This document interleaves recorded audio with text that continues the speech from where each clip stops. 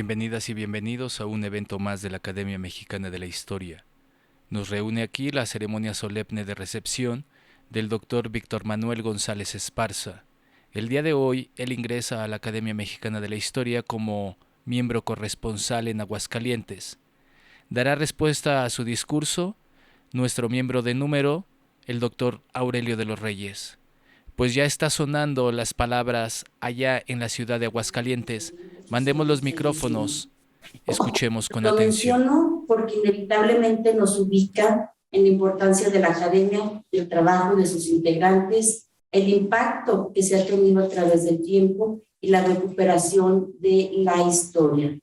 Sin duda, estos referentes son importantes para la vida académica, para las instituciones de educación pública, pero también para la conciencia histórica, que nos permite comprender y conocer los problemas sociales que se gestan a través del tiempo. La historia indudablemente construye realidades que en última instancia proyecta quiénes somos, porque esas construcciones muestran cómo significamos los acontecimientos y las personas dentro de ellos. Por ello, la comprensión de nuestro complejo presente, usando la razón para contextualizar e interpretar los procesos sociales e históricos, es un reto que debemos emprender con la guía de los expertos, de los que están aquí presentes. Ustedes, el gremio y la academia, quienes dan luz a los mecanismos intrínsecos que provocan la transformación de los fenómenos sociales. Este encuentro de apertura y de ingreso entre historiadores que promueve la Academia Mexicana de la Historia provoca la intersección de enfoques y temas de análisis de la realidad, lo que genera una riqueza muy valiosa sobre quiénes somos y sobre todo hacia dónde vamos. Por todo lo que significa, celebro que un académico de nuestra universidad, a quien estimamos, respetamos, sea un vínculo directo con la Academia Mexicana de la Historia. Enhorabuena y muchas gracias.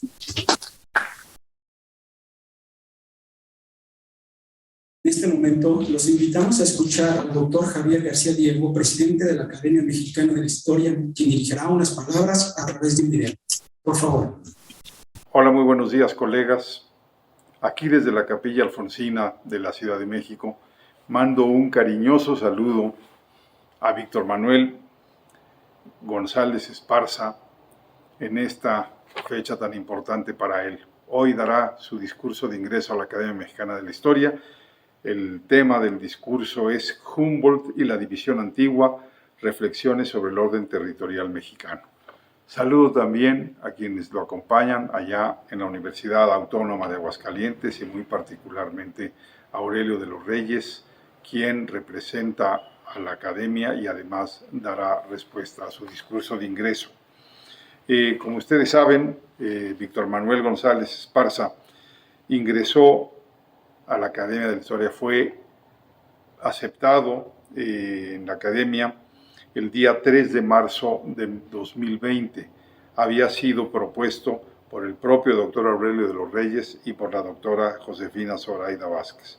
Para mí, de verdad, es un gusto enviarle este mensaje a reserva de que Aurelio de los Reyes en su respuesta deline algunos rasgos de González Esparza. Yo simplemente quisiera decir que es originario de Aguascalientes, del barrio del Señor del Encino, tiene una licenciatura en Sociología en la UNAM, una maestría en Historia de América en el Mora, un doctorado en Estudios Latinoamericanos en la Universidad de Tulane 2017, es miembro del Sistema Nacional de Investigadores, autor de varios libros y además se ha desempeñado con enorme éxito en esto que llamamos la gestión cultural, la difusión cultural. Por ejemplo, ha sido director del Instituto Cultural de Aguascalientes, director del Centro INA de Aguascalientes y director del Museo Regional de Aguascalientes. Desde aquí, mi saludo a Víctor Manuel González Esparza, a Aurelio de los Reyes, a los colegas que lo acompañan y a la Universidad Autónoma de Aguascalientes.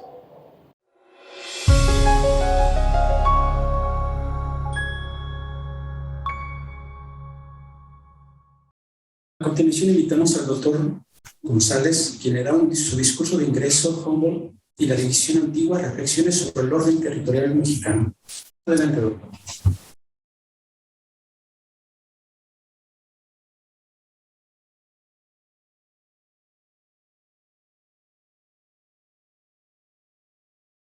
Pues muy buenos días, tengan todas y todos ustedes.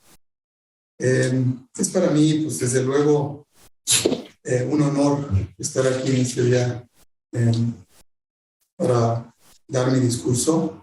Así es de que, sin más, quisiera comenzar a leerlo y pues esperar también la respuesta de Aurelio de los Reyes.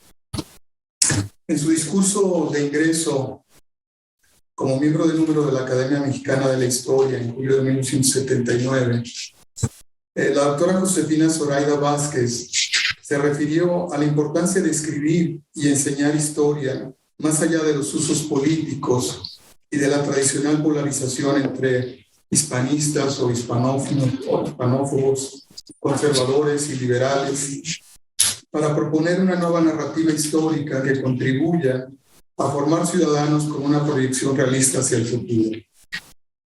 En su respuesta, el doctor Edmundo Gorman, quien había sido su maestro y su mentor durante más de una década, comentó sobre el importante papel que la doctora Vázquez había realizado para superar esa dicotomía, sobre todo al ofrecer, cito, una vida de autenticidad histórica a través de una visión que permita proyectar nuestra historia hacia el porvenir y dé sentido a nuestra existencia. He recordado este momento porque si bien no tuve la fortuna de tenerlos como maestros directamente, la doctora Vázquez y el doctor Gorman han sido un referente fundamental en mi formación. Y a través de mi maestro de muchos años, el doctor Aurelio de los Reyes, alumno a su vez de los primeros maestros referidos de la Academia Mexicana de la Historia en Aguascalientes, institución que con actitud renovada se ha propuesto difundir los conocimientos históricos entre toda la población. Agradezco por ello a la Academia una memoria más comprensiva y plural, más allá de las polarizaciones y los usos políticos e ideológicos del pasado.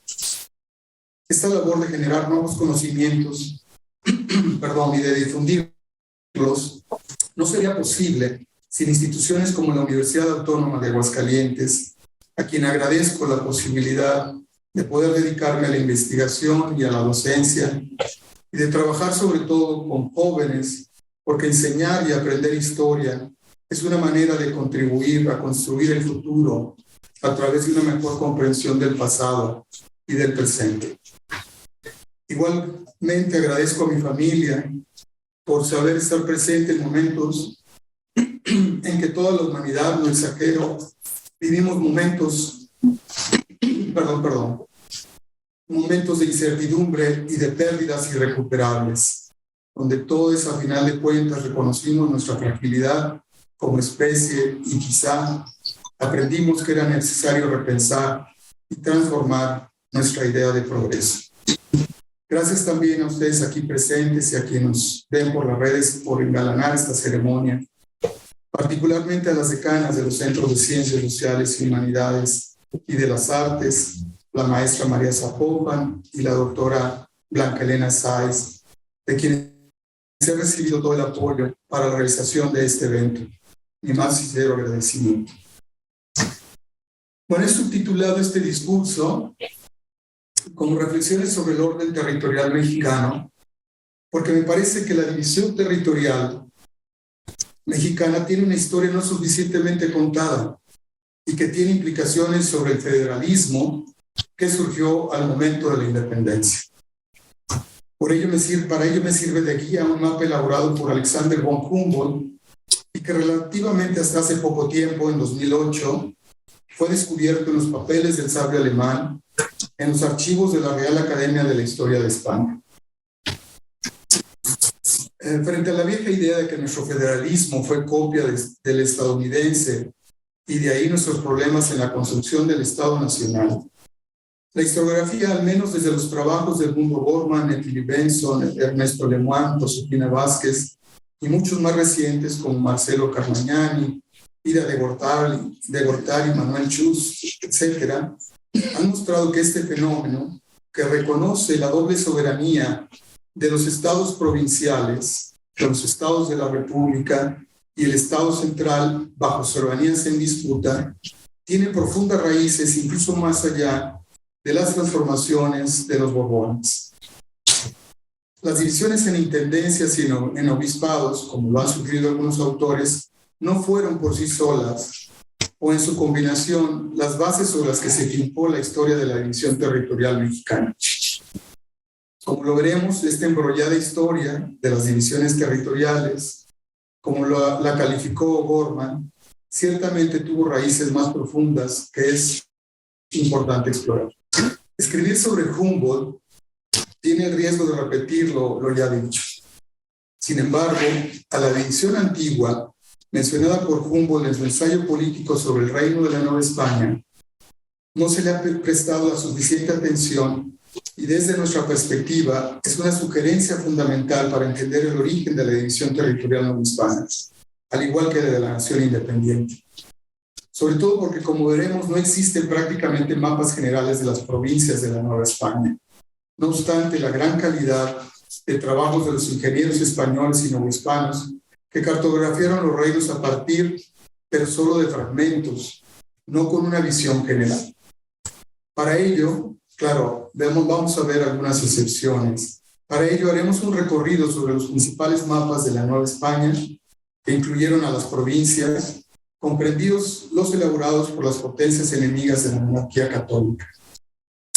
Esta falta de mapas de las provincias ha sido explicada por las prácticas de reserva de la monarquía para no dar a conocer los principales centros mineros, pero también por la conformación plural de la propia monarquía, que ahora reconocemos más como una monarquía compuesta o pluricéntrica que una fiel representante del absolutismo centralizado. La presente exposición la he dividido en dos partes. La primera es una breve historia de la cartografía sobre las provincias de la Nueva España y la segunda sobre los orígenes territoriales del federalismo y sus implicaciones. Generalmente estos temas se han enfocado entre la historia del derecho y la geografía. Aquí los expondré incorporando una perspectiva más integrada desde la historia de las imágenes y lo que últimamente se le ha dado a llamar el giro espacial. Se han escrito, pues, muchas páginas para reconocer la importancia de Alexander von Humboldt al redescubrimiento de América, como se le llamó, en el sentido de que fue el primer explorador en ofrecer las imágenes y las descripciones más avanzadas. Un momentito. Con las más novedosas herramientas y la perspectiva científica más integral de los territorios americanos, por él visitados en 1803-1804, especialmente a través de sus trabajos sobre Cuba, Nueva Granada, Perú y la Nueva España.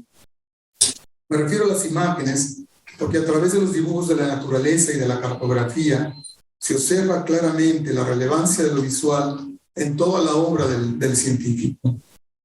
Y junto con ello, frente a las visiones ilustradas de la degeneración por lo tanto, inferioridad, como se pensaba, de la inferioridad de la naturaleza en Indias, la obra de este explorador científico, por lo cual la historia de la Nueva España en particular, en una perspectiva global, en un mundo pluricéntrico, en donde la Nueva España comenzaría a ser reconocida como uno de los grandes centros productores del mundo.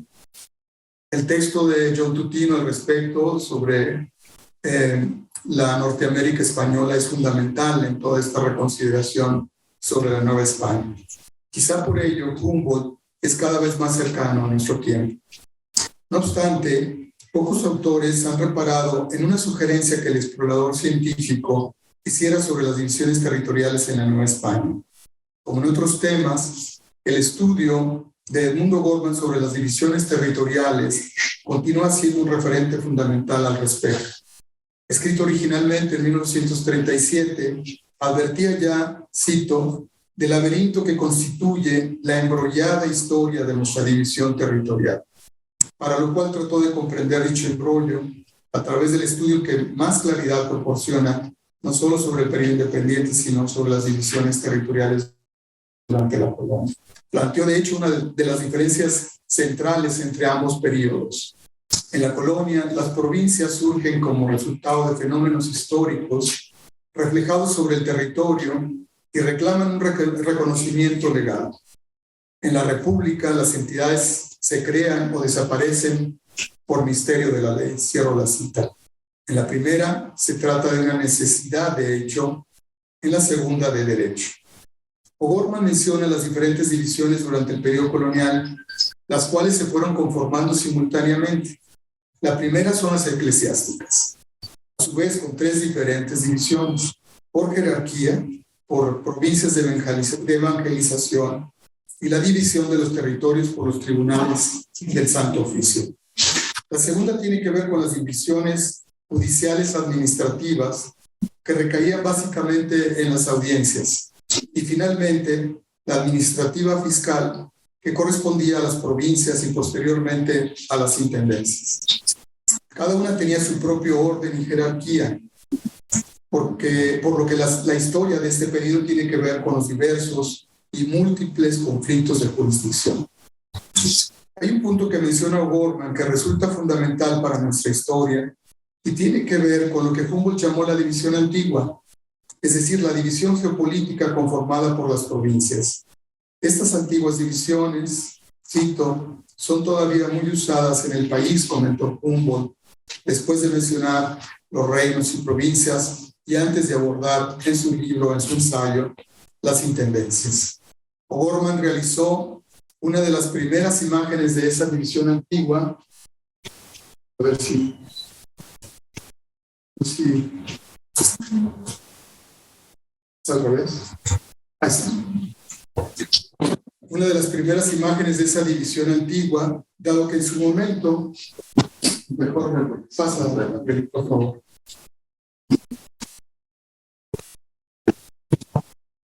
No se conocía en 1937, cuando escribió las divisiones territoriales, el mapa elaborado por Humboldt al respecto, del cual hablaremos. Bueno, como ven aquí, incluye no solamente las divisiones en provincias, también incluye, por supuesto, lo que serían las provincias internas en el norte y las intendencias. Es decir, era una conformación que se fue dando desde el momento mismo de la colonización. He agregado en el mapa propuesto por O'Gorman, aunque lamentablemente no se ve muy bien, un aspecto que me parece central. Me refiero a los años de la fundación de las cajas reales. Dado que la vieja organización en provincias estuvo claramente vinculada a la organización militar y fiscal de los reinos y de las capitales de provincia. ¿Sí? Es importante hacer notar que no se daría a conocer un mapa general de la Nueva España de manera científica y por provincias hasta elaborado por Humboldt en 1803-1804 como Carta Geográfica General de la Nueva España. Pero antes de conocerlo, vale la pena adentrarse en la pregunta de ¿por qué no se elaboró un mapa general de la Nueva España en provincias hasta la llegada de Humboldt? La historiografía ha enfatizado las dificultades para llevar a cabo este mapa general de la Nueva España, especialmente a partir de sus provincias, lo cual ha sido explicado por la estrategia de la monarquía castellana y luego borbónica de mantener en secreto los principales centros mineros. Se trató de prácticas de reserva que la monarquía católica utilizó como política de seguridad frente a sus enemigos. También podría explicarse por el carácter compuesto pluricéntrico, como lo hemos mencionado al principio, de la monarquía, al otorgarle mayor autonomía a los reinos, audiencias y provincias de sus territorios, sobre todo durante los Austrias. De ahí que la principal preocupación cartográfica de la monarquía fueran las costas, porque la mayor parte de los mapas y planos existentes en los archivos refieren a estas, los puertos y bahías. En una exploración que hice en el portal de Pares, que es el portal de archivos españoles, que es impresionante porque ofrece una gran cantidad de ya archivos digitalizados que pueden consultarse gratuitamente, cosa que es, digamos, una de las maravillas para los historiadores encontrar acervos de esa naturaleza. Se veían solamente estos fragmentos de costas, de penínsulas, de fronteras, de ríos y montañas que concluían en las costas, así como obispados o provincias por separado, pero no de las provincias en su conjunto con el detalle de tierra adentro. Sabemos que Juan López de Velasco, el primer cosmógrafo y cronista real de Felipe II, redactó su Geografía y Descripción Universal de las Indias entre 1571 y 1574. Sin embargo, esta obra fue publicada hasta el siglo XIX, en 1894, y en ella, además de considerar la descripción administrativa desde el Consejo de Indias y las audiencias, incluyó las divisiones, tanto espirituales, como le llamó a las del arzobispado y obispados, pero muy claramente también incluyó a las diferentes provincias, tanto de los reinos y audiencias de México como de Nueva Galicia, así como de los demás reinos americanos, incluso, ¿verdad?, la descripción de las costas de Chile. Lamentablemente su obra no contiene mapas, quizá, como sugirió Jean-Pierre Ver, por las severas críticas que le hiciera Juan Bautista Gesio, cosmógrafo y matemático napolitano e informante de Felipe II, particularmente por las deficiencias geográficas y matemáticas de los dibujos. Así no obstante, quizá gracias a la emisión de la obra de López de Velasco, incluye una de las descripciones más tempranas y completas de las provincias, aunque, como lo hemos mencionado, su obra permaneció guardada en los archivos del Consejo de Indias solo para consulta. Después de esta obra de López de Velasco, podría considerarse la de Antonio de Herrera, cronista también hacia fines del siglo XVI, con una perspectiva global. Basta considerar su historia general del mundo. Sin embargo, sus mapas solo incluirían las audiencias, por ejemplo, de Nueva Galicia y Nueva España. Las primeras representaciones, sorprendentemente, de las provincias no provienen de la monarquía hispánica, sino de sus competidores europeos. Destaca, por ejemplo, la que fue llevada a cabo por el hidrógrafo de los reyes ingleses, John Seller, en 1685, quien durante 30 años tuvo el monopolio de publicar los atlas navales de Inglaterra. Se trata de un mapa en color y de pequeño formato de 6 por 4 pulgadas, titulado, ustedes ven, México New Spain. Este mapa incluye las provincias de Centroamérica y todo el septentrión después de la Nueva Vizcaya, lo cual es presentado como espacio vacío solo con el nombre de Florida. A diferencia del que realizaría Guillaume de la Isla en 1700, uno de los cartógrafos franceses más prolíficos sobre la América septentrional, en donde aparecen también las colonias inglesas y francesas. Pero en el mapa de Seller aparece Zacatecas, pero no Guanajuato, como bien lo señalaría Humboldt cuando hace la crítica de los mapas europeos. Es decir, no ubicaban todavía con claridad en dónde estaban los principales centros mineros. La inexactitud sobre los centros mineros en los mapas europeos se constata nuevamente en uno de los mapas más completos sobre las provincias, con clara alusión también a las audiencias, el cual fue realizado por Pieter van der Aa en 1714.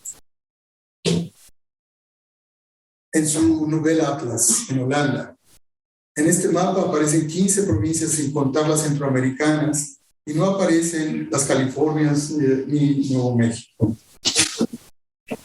Hay un grabado en la parte inferior izquierda de este mapa en la que aparece una suerte de conquistador hispano con una pierna sobre los cuerpos arrollados de un indio con corona y un esclavo negro, con un paisaje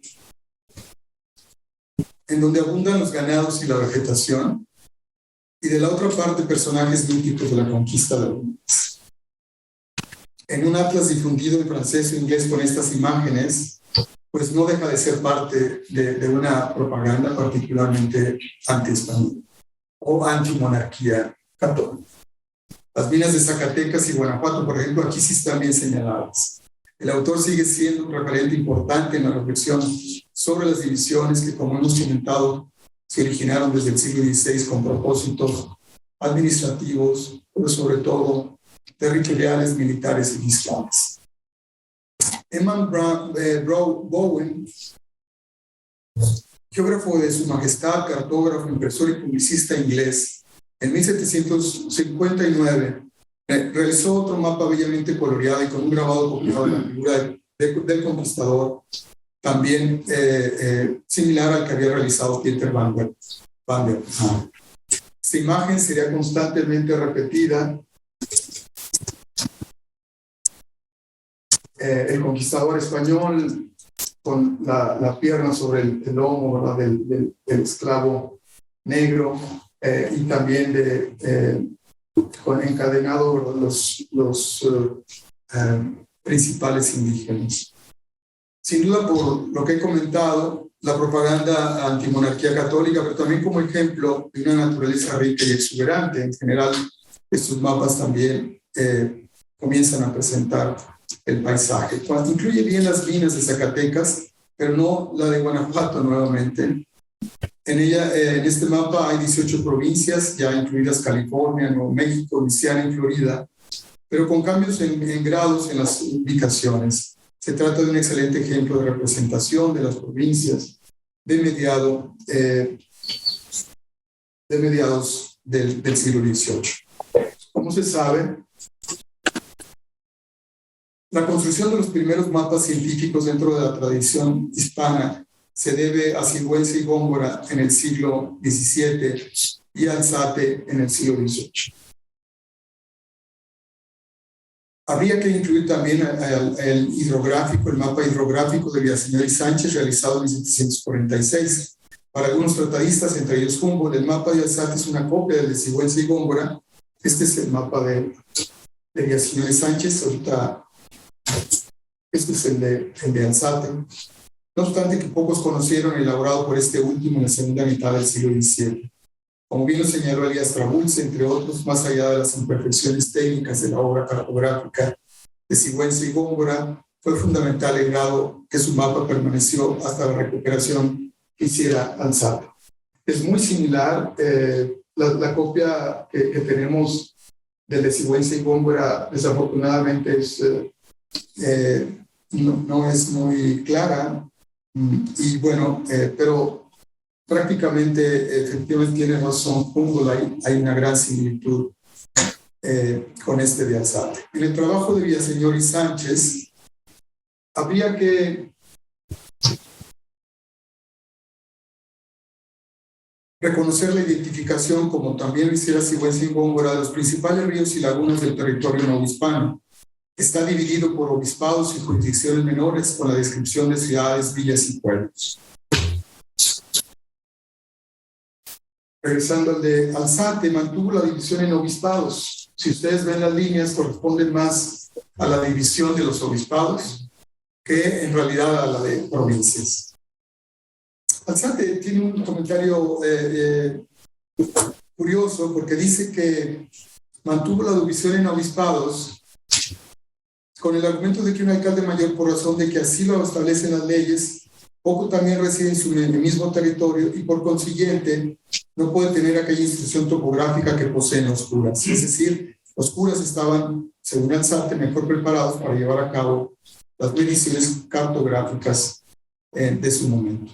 De hecho, el nombre que le dio la biblioteca donde se encuentra el original de Alzate, en la John Carter Brown Library de la Universidad Brown University, es el mapa precisamente del arzobispado. En términos cartográficos, la elaboración detallada del resultado del régimen de intendencia reafirma y potencia la división en provincias, concepto en el que habría que insistir. Incluso si se analiza el caso de la intendencia de Guadalajara, habría que ver una correspondencia territorial, incluso con el obispado, lo que incorporaría 17 alcaldías, 8 corregimientos, 25 subdelegaciones en total. Es decir, en algunos casos había un traslape de jurisdicciones, tanto de los obispados como de provincias, pero no va a ocurrir en general, porque acuérdense, de intendencias, por ejemplo, había solamente 12, de obispados 8, de tal manera que las provincias siempre rebasaban, por supuesto, las divisiones territoriales en este sentido. Las reformas borbónicas lograron mantener las viejas divisiones, a través de las intendencias de provincias. Hay provincias, por ejemplo, como la de San Luis, lo vamos a ver, que comprendían tres provincias, además de insertar y reorganizar los territorios septentrionales a través de las provincias internas. Los constantes cambios jurisdiccionales de fines del siglo XVIII de estas provincias internas, sobre todo en el norte, muestran la poca definición de las fronteras, pero también la inseguridad de estos territorios. De acuerdo, ya entrando en materia con Humboldt, en su introducción geográfica al ensayo político para la elaboración del mapa reducido de la Nueva España, este es un mapa, ahorita lo vamos a... Consultó 36 mapas o cartas y llevó a cabo una crítica cartográfica a fondo. Vemos en su introducción geográfica, la cita puntualmente todo lo que había él consultado, entre otras cosas, este mapa del ingeniero Constanzó y Mácaro, que es fundamental, como el propio Humboldt lo explicaría. La obra de cerca de un centenar de ingenieros militares españoles asentados en la Nueva España ha sido bien valorada ya por varios estudios en los últimos años. En particular, el caso de Miguel Constanzó, destacando su contribución como ingeniero arquitecto, diseñó, entre otros edificios, la Ciudadela, y desde luego, como cartógrafo. Humboldt mantuvo correspondencia con Constanzó y siempre le reconoció sus aportaciones a la cartografía nueva-hispana. Menciona que parece trabajo hecho con mucho esmero. Se refirió al ingeniero Humboldt como este sabio tan modesto como profundamente instruido. Ha recogido de 30 años a esta parte cuanto tiene relación con el conocimiento geográfico del extenso territorio de la Nueva España. Es el único oficial de ingenieros que se ha dedicado a examinar profundamente, es decir, frente a la idea de que Humboldt simplemente recogió la información, no, en su obra hay un claro reconocimiento de las aportaciones de los principales ingenieros, en particular de Constanzó, como he comentado, a quien siempre reconoció y con quien mantuvo correspondencia. Todas estas referencias de Humboldt son importantes, ya que medir las escalas, especialmente de longitud, cosa que había hecho Constanzó, fue uno de los grandes hallazgos científicos de la segunda mitad del siglo XVIII, lo cual ofrece una idea de la actualidad científica novohispana en general a partir de la cartografía. Sin embargo, al final de la crítica que hace Humboldt, esta crítica cartográfica, comentó: me atrevo a lisonjearme de que, a pesar de sus grandes imperfecciones, mi Carta General de la Nueva España aventaja en dos cosas esenciales a todas las publicaciones hasta el día. Esta es la carta, digamos, más conocida de Humboldt. Se conoció desde su atlas geográfico, aparece en algunas ediciones del ensayo político, pero bueno, dice: me atrevo a lisonjearme de que, a pesar de sus grandes imperfecciones, mi Carta General aventaja en dos cosas esenciales a todas las publicadas hasta el día. Mi mapa presenta la situación de 312 sitios de minas, por primera vez, muy bien señalados, con todas las reglas, digamos, de la cartografía y la nueva división del territorio en intendencias.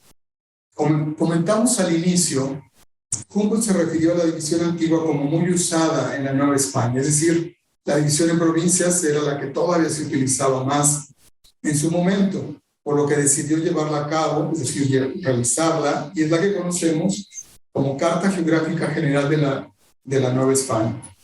De hecho, esta carta representa a las provincias y a las intendencias de provincia, la cual muestra cómo se dio la integración territorial novohispana, origen de la división geopolítica nacional.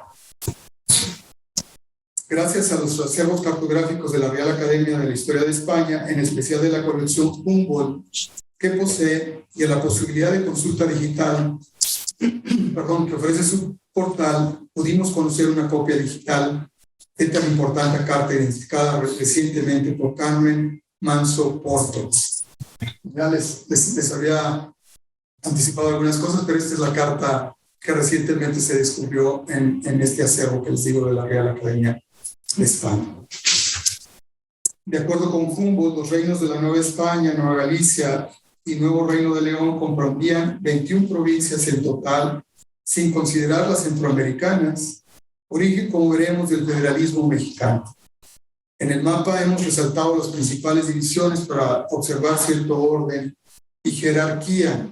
Por ejemplo, toda la intendencia de San Luis, que está dibujada en crema, tiene las 3 provincias de Texas, la de Pánuco y desde luego la de propio San Luis. Pero además el crema continúa porque ciertamente la de México, que estaba ubicada precisamente en el Reino de la Nueva España, todo el Reino de la Nueva España comprendía esta parte más hacia el sur, también tenía un cierto control administrativo sobre la parte del norte. Pero bueno, acá encontramos Sonora y Sinaloa, la de Nueva Vizcaya, la provincia de Jalisco, que como les decía, ahí sí coincide con la intendencia y el obispado de Guadalajara, en fin, pero es quizá la primera división claramente provincial que tenemos, por lo menos registrada hasta el momento. Así pues, este mapa sintetiza toda la historia del proceso de colonización y organización territorial, además de los trabajos cartográficos previamente realizados por los ingenieros españoles y novohispanos. Ello, como veremos a continuación, tendría sus repercusiones en el federalismo mexicano. Bueno, de acuerdo con Nettil y Benson, el origen del federalismo en México se puede remontar a la forma de gobierno establecida por la Constitución de 1812 para España y sus colonias, es decir, a las diputaciones provinciales. El problema de las Cortes de Cádiz, como el de los congresos constituyentes mexicanos de 1823 y 24, fue el definir lo que era una verdadera provincia, dado que ello determinaba la representación de un territorio. Después de varios debates, las Cortes españolas, por ejemplo, terminaron por establecer en 1821 las diputaciones provinciales en cada una de todas las intendencias de provincia, es decir, 12 provincias nada más, que eran el número de intendencias. De ahí que la afirmación que persiste de las intendencias como origen de las diputaciones provinciales. Sin embargo, pronto este número de provincias se incrementaría en un proceso poco conocido todavía. Como lo mostró originalmente Benson, para el caso mexicano, las diputaciones provinciales en la Constitución gaditana pasaron rápidamente de 7 en 1814 al doble en 1821, a 18 en 22 y finalmente a 23 en 1823.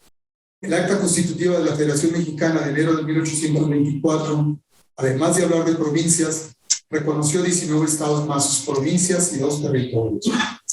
Finalmente, el artículo 1 de esta Acta Constitutiva de la Federación Mexicana nos ofrece la pauta. La nación mexicana se compone de las provincias comprendidas en el territorio del antiguo virreinato, llamado antes de la Nueva España, en el que se decía Capitanía General de Yucatán, y en el de las comandancias generales de provincias internas de Oriente y Occidente en el norte. Para diciembre de 1824, pues, ya existían 25 provincias, quedando solamente pendiente la de Tlaxcala.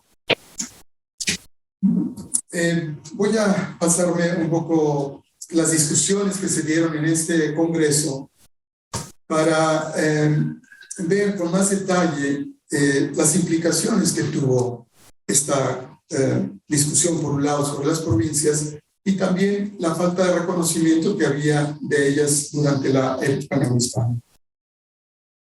La expresión de la territorialidad que se discutió en las Cortes Gaditanas a través de la ampliación de la representación de los diputados se trasladó al Congreso Constituyente Mexicano a favor de la representación de las provincias que, como hemos tratado de mostrar aquí, fueron territorios creados a partir de las necesidades militares y fiscales, a partir de los procesos de colonización desde el siglo XVI. Territorios que no fueron cartografiados paradójicamente, como bien lo entendió Borman, sino hasta la Carta Geográfica General, como ahora sabemos, elaborada por Humboldt en 1803-1804. Gracias a estas divisiones antiguas que eran más usadas, podemos identificar las raíces territoriales del federalismo mexicano. Hay una diferencia central en la concepción estadounidense frente a la mexicana de la idea federalista, que puede entenderse en los primeros mapas proyectados para cada nación. El mapa proyectado, por ejemplo, por Thomas Jefferson, junto con sus ordenanzas para el gobierno del territorio de los Estados Unidos, de 1787, fue la representación de un nuevo tipo de territorialidad, basada en una idea de planeación racional, como si el territorio estuviera vacío, como si fuera desde una tabula rasa, sin todos los andamiajes, por ejemplo, del viejo mundo, en el caso de la monarquía católica, o de los intereses de una sociedad corporativa. El mapa de Jefferson fue un mapa que imaginó el futuro crecimiento de los diferentes estados de la Unión hasta el noroeste americano, al mismo tiempo que propició la normatividad para la apropiación de los amplios espacios de la frontera del oeste, frontera, por cierto, habitada, por supuesto, uniendo con ello la idea de ciudadanía con el derecho de propiedad y dando lugar a otra forma de territorialidad.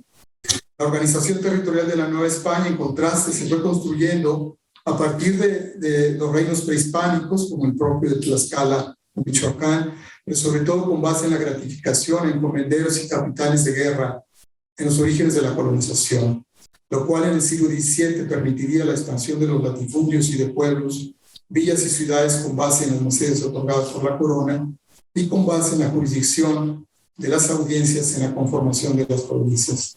No fue ciertamente una planeación central para la creación de una federación, sino una respuesta más pragmática al proceso mismo de colonización. Como hemos tratado pues de mostrar, sería sino hasta prácticamente Humboldt que representaría la Nueva España con todas sus provincias, por lo que ya hemos comentado, las prácticas de reserva, pero sobre todo yo he insistido más en esta idea muy poco, digamos, absolutista en términos clásicos, de que se trataba más bien de una monarquía compuesta, pluricéntrica, no con una idea tan centralizada como luego se tendría a partir sobre todo de una perspectiva mucho más ya en el siglo XVIII y sobre todo con la conformación de los estados nacionales.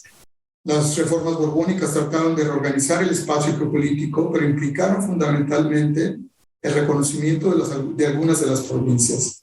De ahí que finalmente prevalecería para el México independiente la división antigua que se configuró desde el proceso de colonización, como hemos dicho. De tal manera que nuestro federalismo se identificó más con el regionalismo o provincialismo, incluso con la ruralización de la política al multiplicarse las provincias, pero también las municipalidades. La expresión de esta territorialidad, revolución territorial, la llamó Anino, ocurriría a partir de la representación de las diputaciones provinciales, pero también de la multiplicación de las municipalidades, de tal manera que la soberanía se reprodujo originalmente en la nación, en el Estado central, pero también en las provincias que dieron origen a los estados de la República y en los cientos de cabildos que se crearon a partir de la Carta de Cádiz, creando así un conflicto estructural de soberanías en conflicto. Ello ciertamente dificultaría el nuevo orden político hasta bien entrado el siglo XIX y en cierta medida hasta la actualidad, a la conformación territorial del país. Pero ¿conocieron los diputados mexicanos la Carta Geográfica General de Humboldt? Pues no lo sabemos. Es muy probable que sí, porque había una copia con el conde de la Valenciana, que desde luego tenía también injerencias de alguna manera también en algunos de los debates de la propia República. No lo sabemos, sin embargo, quienes mejor aprovecharon esta información integrada por Humboldt fueron las ambiciones estadounidenses. Paradójicamente, el mapa que expresará con claridad la importancia de las divisiones en provincias internas e intendencias de provincias será publicado por John Mellish en Filadelfia en el año de 1820. Mellish analizó la extensión de cada provincia y su población, incluso más allá de lo que había hecho el propio Humboldt, así como la extensión de las provincias internas y prácticamente el despoblado entre las poblaciones, las posesiones estadounidenses y españolas. Toda la parte hacia el oeste prácticamente la dibuja en 1820 como despoblada. Quizá por ello también, bueno, Mellish analizó la extensión de cada provincia y población, así como la extensión de las provincias internas y prácticamente el despoblado entre las posesiones estadounidenses y españolas. Quizá por ello el silencio de la monarquía hispana, no solo por el temor de dejar al descubierto los tesoros novohispanos, sino porque las grandes extensiones norteñas y sus necesidades de protección terminarían dejando grandes vacíos de poder y de territorio. Las aportaciones en especial de Humboldt a la cartografía mexicana han sido parte de una polémica más amplia sobre el uso de la información, ciertamente estratégica, como por ejemplo sobre las minas y sobre las provincias internas. Humboldt entregó primeramente la información al rey Carlos IV y al virrey Iturrigaray, información que se pensaba perdida y que hasta muy recientemente se ha catalogado en la Real Academia de Historia de España. Por otra parte, al momento de la venta de las Floridas por parte de España a los Estados Unidos en 1819, el mapa utilizado fue de John Mellish y no el de Humboldt. Si bien se pueden reconocer algunos de sus hallazgos, porque habría que pensar a Humboldt a partir de un difícil equilibrio entre inteligencia y poder, especialmente en una época caracterizada por la censura, en que Humboldt era prácticamente el único investigador global con relativa autonomía. Los riesgos para México se encontraban en otro lado, no en la cartografía que había entregado Humboldt también al gobierno de Estados Unidos. Quizá fue Lucas Alamán, con esto ya termino, junto con Justo Sierra, quien observó con mayor claridad las características del federalismo mexicano del siglo XIX. El sistema federal, cito, ha quedado en la práctica reducido a completa nulidad, no teniendo las autoridades generales medios para hacerse obedecer y habiendo los locales usurpado el poder absoluto, donde resulta que en estados libres, soberanos e independientes no puede haber hacienda, ni ejército, y en suma, ni nación. Justo Sierra también hablaría al respecto del espíritu localista que predominó en buena parte del siglo XIX. La paradoja de nuestro liberalismo se encuentra no solo en la acentuación de la justicia sobre la libertad, sino en la identificación del federalismo con las oligarquías provincianas. En el estudio sobre los planes y programas políticos del siglo XIX, Josefina Zoraida Vázquez mostró con claridad que de los cientos de levantamientos que van de principios del México independiente, concretamente desde el plan de Casamanda hasta los años posteriores a la revolución, digamos con el plan de Agua Prieta, todos los actores de estos levantamientos reclamaron en contra del poder central por los agravios, supuestos o no, cometidos a las soberanías estatales y municipales. Después del optimismo que se esparció con la independencia, pronto llegarían las décadas de las desilusiones, como las calificó la doctora Vázquez. De tal manera que nuestra cultura política quedaría marcada por un gran péndulo entre los regionalismos y el poder centralizado por momentos dictatorial del poder presidencial. O'Gorman, al reflexionar sobre el trauma de la historia mexicana, planteó que nuestra historia se ha debatido en un dilema que recuerda al de Hamlet: querer ser de un modo y no querer serlo, caballero. Dilema que se tradujo en una dicotomía política entre liberales y conservadores, pero que eludió, a final de cuentas, una realidad histórica compleja.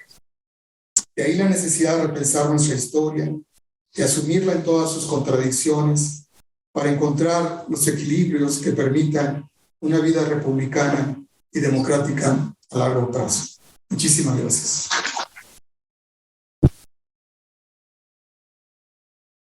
Muchas gracias, doctor Víctor, por su presentación. Felicidades. Muchas gracias. A continuación, cedo la palabra al doctor Aurelio de los Reyes García Rojas, quien es miembro del número de la Academia Mexicana de la Historia, quien dará respuesta al discurso de ingreso del doctor Víctor Manuel González, como académico corresponsal en Aguascalientes de la Academia Mexicana de la Historia. Doctor, por favor.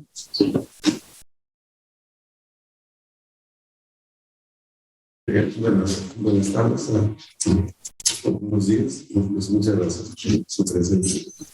Voy a entrar directo al grano. Pues ya, Javier García Diego, de la semblanza de Víctor. Pues yo, para no entretenerme más, paso directamente a mi discurso, a mi respuesta. El párrafo inicial del discurso de Víctor aclara su propósito, entre comillas. Tiene que ver precisamente con las raíces territoriales de nuestro federalismo, las cuales tienen como centro la división antigua.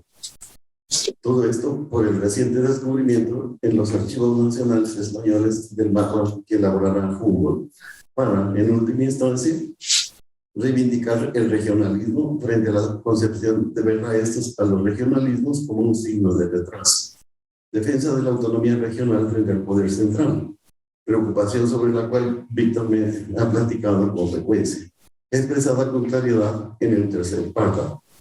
A diferencia de la planeación nacional de los estados modernos, para la que toda territorialidad previa aparece como desordenada, la conformación espacial de tipo antiguo, tanto de pueblos y villas y de provincias, tiene que ver con la división realizada desde la comunidad y no desde el poder central. Termino la cita. Como se aprecia en el desarrollo del nuevo reino de León y de la provincia de Coahuila, que hacia 1760 era, nos relata Juan Fidel Zorrilla, una realidad geográfica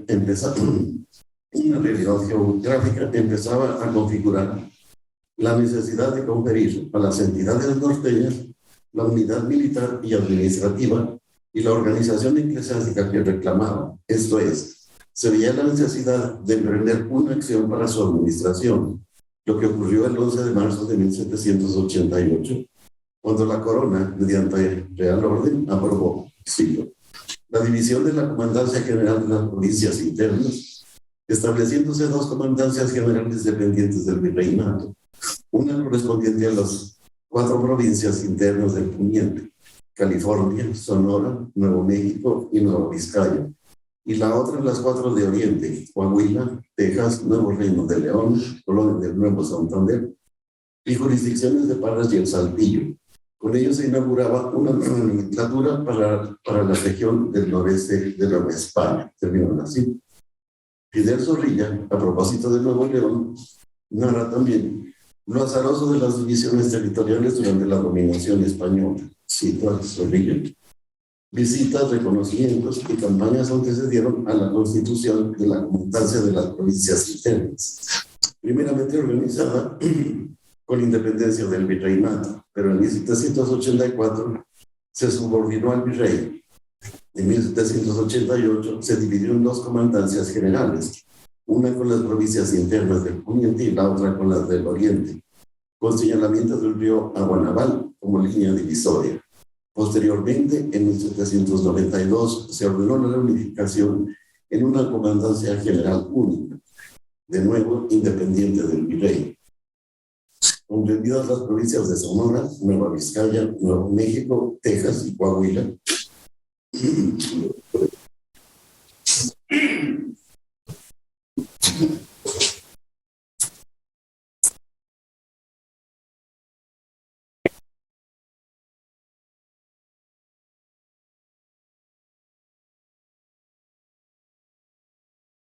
Por último volvió a manifestarse el criterio errático y a fines de 1811 se expidió Real Orden para dividir otra vez la institución militar, ratificándose la dependencia del virreinato.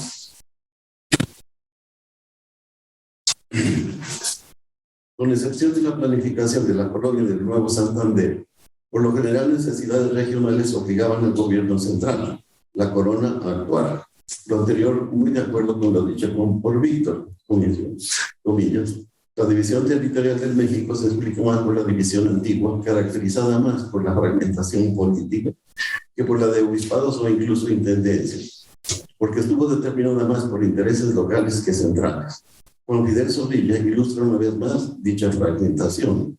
Al principio del poblamiento del Nuevo Santander, las provincias del Nuevo Reino de León, Coahuila y Texas presentaban distintas conformaciones económicas políticas y administrativas en proceso de evolución. Apoyado en O'Gorman, Víctor enumera las 10 entidades geográficas en que estuvo dividido el territorio: el Reino de México, de Nueva Galicia y de Nuevo León, una colonia, la de Nuevo Santander, actualmente Tamaulipas, y 5 provincias: Coahuila, Nueva Vizcaya, Sonora, Nuevo México y las 2 California, la Nueva y la Vieja, ejemplificadas en el mapa elaborado por O'Gorman, quien partió de la misma fuente, Humboldt.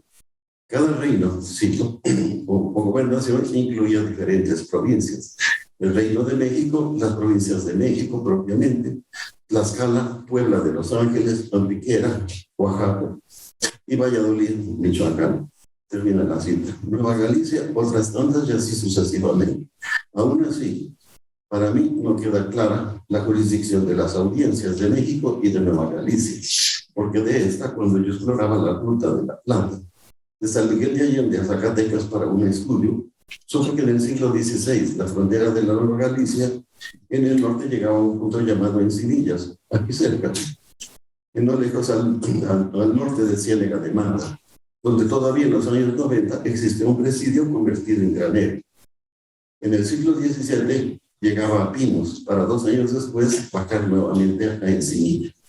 Desconozco quién autorizaba esta movilidad de la frontera, si un mandato real, el virrey, la misma real audiencia. Para mí, aún no queda clara la jurisdicción de las audiencias dentro de esa maraña de divisiones eclesiásticas administrativas de los diversos reinos y provincias y la fiscal.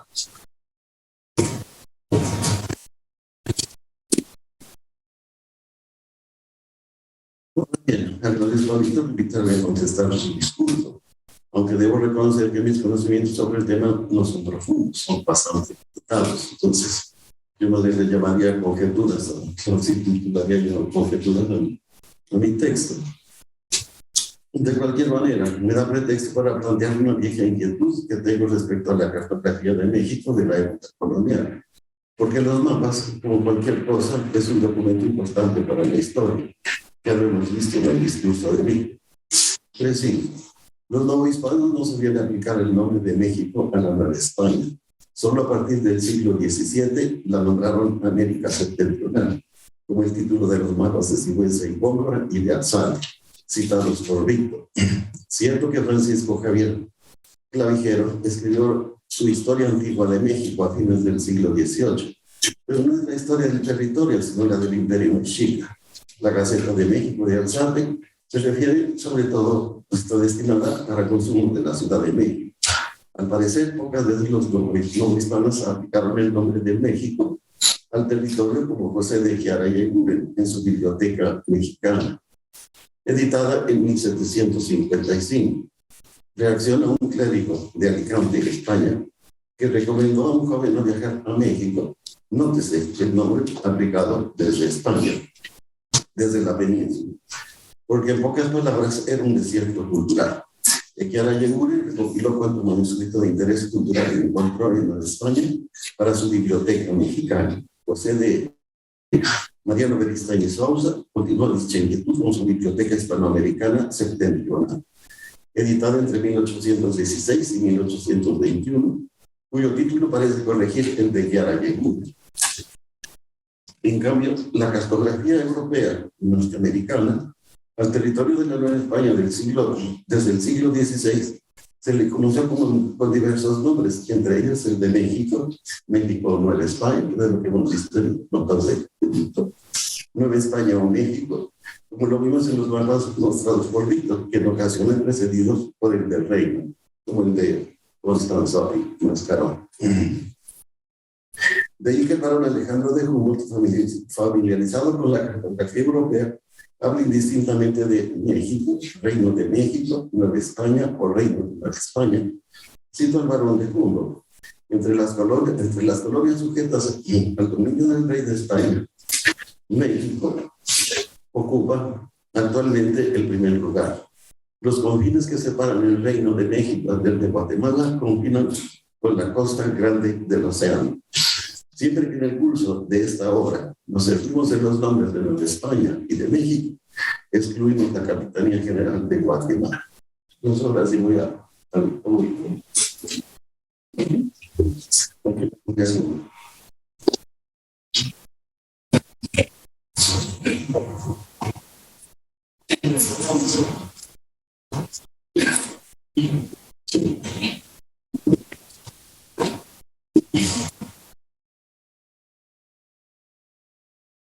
Aquí el mapa del siglo XVI. Entonces es por un alemán y le llaman México. Y lo interesante es que está solo el nombre de México en el territorio. En 1519, todavía no se exploraban las Californias. Cortés llega pues, en 1519 y hasta los años 20 pues, empieza la exploración del territorio. Aquí está otro. También en este mapa, pues ahí está México en un solo lugar y está asociado desde luego al lago de México, Tenochtitlan, porque es la información que yo creo recibía el cartógrafo. Yo tampoco tenía un conocimiento claro, muy directo de cómo estaba la conformación. En el mapa anterior, si se fijaron, pues todavía hasta concibieron el pegado América con Asia. Todavía las exploraciones estaban muy elementales, apenas en la costa oriental, pero no la occidental. Estaba más explorada pues, en Sudamérica. Aquí ya hay más conocimiento del territorio, ya está definida perfectamente bien la California. Y desde luego que en el mapa anterior y en este, lo que da nombre al territorio pues es la Ciudad de México, Tenochtitlan. Pero yo creo que lo de Tenochtitlan se les hizo muy complicado y se lo redujeron a México. Pero de cualquier manera, ese nombre se generalizó ya a todo el territorio. Un mapa francés con el título del Reino de México. Y estos mapas pues eran hechos a mano. Entonces están, están, todo esto es un grabado, una litografía, pero hecha a mano.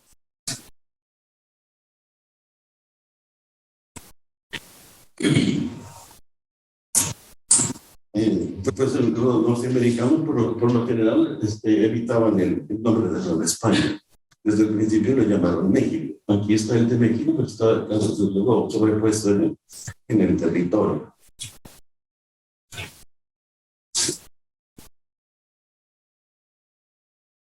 Y aquí lo interesante, pues como señalaba Víctor, es la indefinición de las fronteras.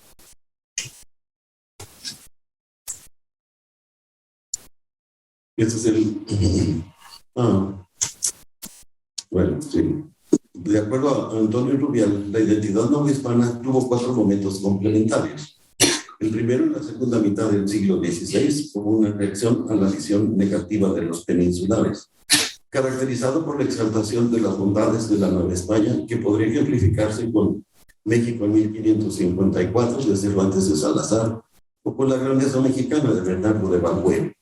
En el segundo nivel, el imperial, cito a Antonio, como españoles, los criollos estuvieron fuertemente vinculados hasta los primeros años del siglo XIX con lo que podríamos denominar el universalismo hispánico. Existía la conciencia generalizada, presente en todos los estamentos sociales, de que los novohispanos eran parte de un imperio católico cuya cabeza era el rey de España, residente en Castilla. El tercer nivel corresponde a las identidades locales, aquellas que se definían como patrias, término utilizado en un principio como la ciudad donde se había nacido o que se había adoptado como propia, término así. En el cuarto nivel, los novohispanos se llaman a sí mismos americanos, sentido de diferenciación expresado en los títulos de los mapas mencionados por Víctor, el de Sigüenza y Góngora, estamos viendo, de 1675, y José Antonio Alzate, de 1768. En los que la Nueva España es nombrada la América Septentrional. El concepto de americanos se hará adoptando al inicio de la independencia, Hidalgo se dirigió a los novohispanos con el término de americanos por ser naturales de la América Septentrional. Sin embargo, lo acotó al utilizar patria en vez de Nueva España, que trataba de evitar, según afirma Carlos Estefón, Si hubiera conocido la cartografía europea, habría dicho México o mi patria, México. Seguramente a medida que avanza la independencia, a medida que avanza la independencia a medida que avanza la lucha por la independencia, se limita aún más el término. Todavía López Rayón, en su proyecto de Constitución de 1812, utiliza el nombre de América, la cual será, dice, libre e independiente de toda otra nación. Usa el nombre de América, valga la redundancia, de una manera amplia todavía. 2 años después, la Constitución de Ratzinga lo acota al de América Mexicana, transformado en 1821 por Iturbide en Imperio Mexicano y la Constitución de 1824 en la Nación Mexicana. A su vez, ambas constituciones expresan la conciencia espacial del territorio. Según el artículo 42 de 1814, la América Mexicana la integraban las provincias de México, Puebla, Tlaxcala, Veracruz, Yucatán, Oaxaca, Tecpa, entidad creada por los insurgentes, Michoacán, Querétaro, Guadalajara, Guanajuato, Potosí, Zacatecas, Sonora, Coahuila y Nuevo Reino de León, de acuerdo con la división por intendencias de las reformas borbónicas. Excluir las provincias internas, cuya frontera norte aún no se definía, me hizo pensar que era la conciencia del espacio en el imaginario popular de la territorialidad, al suponer que la Constitución la redactaron personas de escasa escolaridad. Era mi supuesto. Lo cual no era verdad, al haber sido un sacerdote y 5 abogados, entre estos Andrés Quintana Roo. Ahora bien, crear el Congreso de Chilpancingo, el mismo que redactó la Constitución, la Junta que creó este Congreso de Chilpancingo, también creó la Junta Soberana Gubernativa de las Provincias Internas, indica conocimiento de la extensión territorial. Para Oborno, la omisión de las provincias de la Constitución es una omisión voluntaria por desconocidas razones, y para Orozco y Berra por ignorancia. La frontera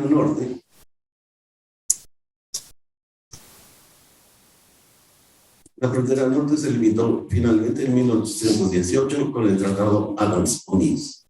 El artículo 1 de la Constitución de 1924 estableció que la nación mexicana se componía de las provincias comprendidas en el territorio del virreinato llamado antes de la Nueva España. Ya lo ha dicho Víctor, lo traigo a la memoria. Las partes de la federación la integraban 19 estados con sus provincias, sus territorios, las calas todavía sin definir sus estados. Más de acuerdo con la división antigua de Pedro Víctor, quien también nos explica que en el aumento de los estados se relacionó con la representación de los diputados, nombrados de acuerdo al criterio del número de habitantes por región. Aunque la Constitución de Cádiz de 1812 estableció 1 por cada 70,000 habitantes, en México se optó por cada 50,000. Sin embargo, hubo problemas por la extensión de los territorios. Nos dice Víctor que Ramos Arizpe y Gómez Farías debatieron sobre el problema, resuelto con la creación del Senado y por lo tanto de 2 cámaras, la de diputados y la de senadores. Cito a Víctor, de esta manera la Constitución mexicana se alejaba del principio unicameral establecido en Cádiz y se acercaba al régimen federal estadounidense. No, que Víctor acotó su discurso, entonces esto no lo mencionó. Pero pues yo creo que también es importante decirlo, pero lo vas a publicar entero, yo supongo. No sé, también aquí le tengo que arreglar con algunas cosas. Vuelvo a la cartografía. El conflicto con los Estados Unidos de 1848 se resolvió al establecer los límites a partir del mapa de Disturbel, impreso en Londres en 1847. Ese es el mapa, y ese está en la biblioteca del Congreso. Y ese sí tuve oportunidad de verlo, con el cual se hicieron el debate. Muy impresionante, porque la frontera está limitada con un lápiz rojo. Entonces aquí no, lo tienen reservado, el mapa que sirvió para los debates y la separación, pero está señalado con tinta roja, con un lápiz rojo, cuando se llega al acuerdo de las fronteras, arbitrariamente. Entonces, bueno, vuelvo a la cartografía, del instrumento de 1847, no en una carta geográfica mexicana, porque la guerra de independencia y la inestabilidad impidieron la continuidad de la cartografía mexicana hasta el mapa elaborado por el ingeniero Antonio García Cubas en 1855. México perdió las provincias internas de las reformas borbónicas.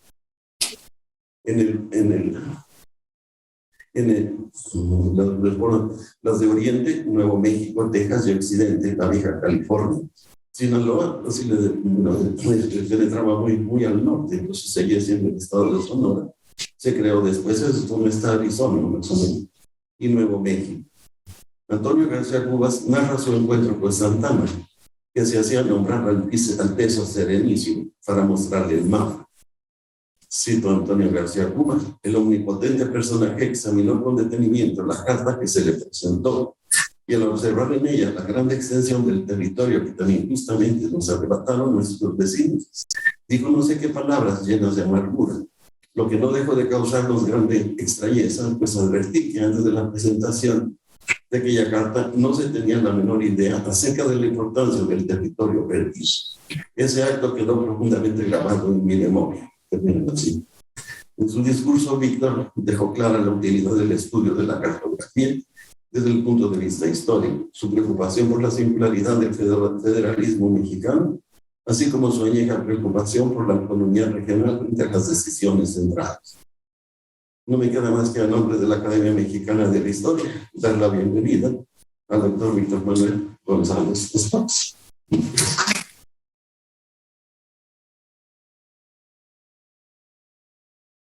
Gracias, doctora Aurelio. Por favor, invito a nuestras autoridades, a la decana Blanca, a nuestra Zapopan, al presidente y al doctor Víctor, para que le hagan entregar un diploma por parte del doctor Aurelio de los Reyes. Por favor.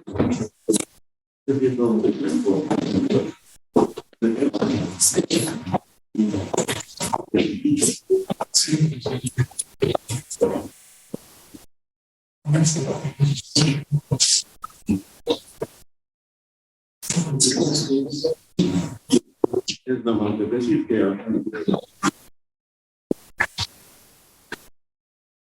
los primeros días, no sé qué alguno de la Academia Mexicana de Historia, pues es un de aquí a la entrega del doctor. Muchas gracias.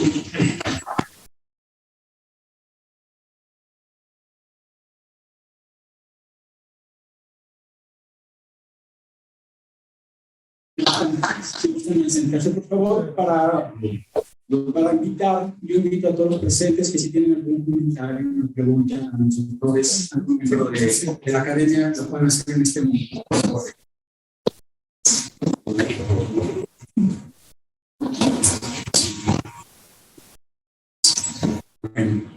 Allá afuera con un cafecito. Allá afuera con un cafecito, tal vez. Bueno, agradecemos a todos los presentes, así como a nuestros invitados especiales, por supuesto, el estar aquí el día de hoy en este evento tan importante para nuestra institución, para nuestros centros académicos pertenecientes a la Universidad Autónoma de Aguascalientes. Muchas gracias. Así como agradecemos el apoyo a la transmisión de las personas que estuvieron involucradas, a los técnicos, a la gente de apoyo, ya que sin ellos este evento no hubiera sido posible. Muchas gracias por acompañarnos y al final, bueno, nos invitamos a un café en el vestíbulo del laboratorio. Gracias.